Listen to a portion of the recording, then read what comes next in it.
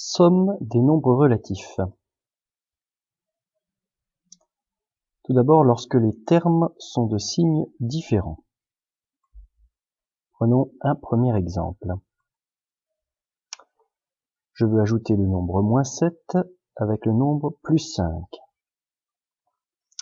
Vous avez ici sur la gauche donc un axe gradué, ici le 0, en dessous les nombres négatifs, au-dessus les nombres positifs.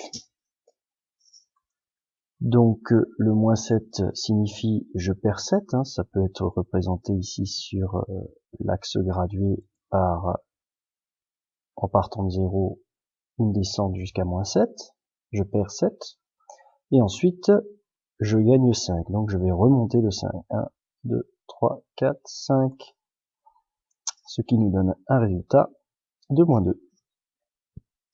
Le bilan est négatif puisque l'on a perdu 7 et on a gagné 5, on a donc plus perdu que gagné. Autre exemple. Je gagne 9 et je perds 13.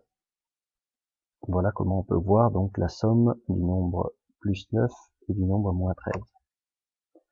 Donc ici, je gagne 9, donc je pars de 0, je remonte de 9, et ensuite je perds 13. Donc je descends de 13 sur mon axe. Donc c'est-à-dire je vais déjà descendre des 9, et ensuite il me restera encore à descendre de 9, 10, 11, 12, 13. Résultat moins 4. Alors comme tout à l'heure, le résultat est négatif, évidemment, puisque on a plus perdu que gagné.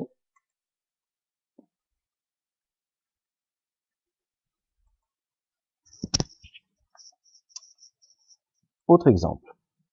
Moins 11 plus 20. Donc je perds 11 et je gagne 20. Donc je perds 11, je descends de 11, je gagne 20, je remonte de 20. Bilan, plus 9. Ici j'ai plus gagné que perdu. Le résultat est donc positif.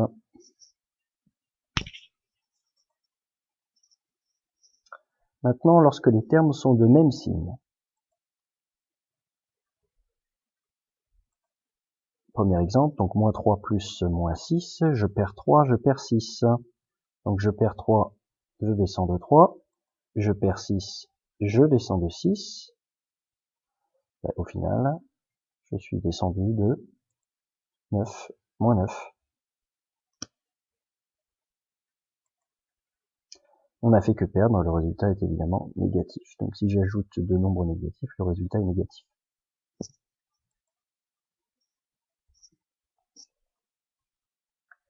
Autre exemple, donc plus 5 plus 7.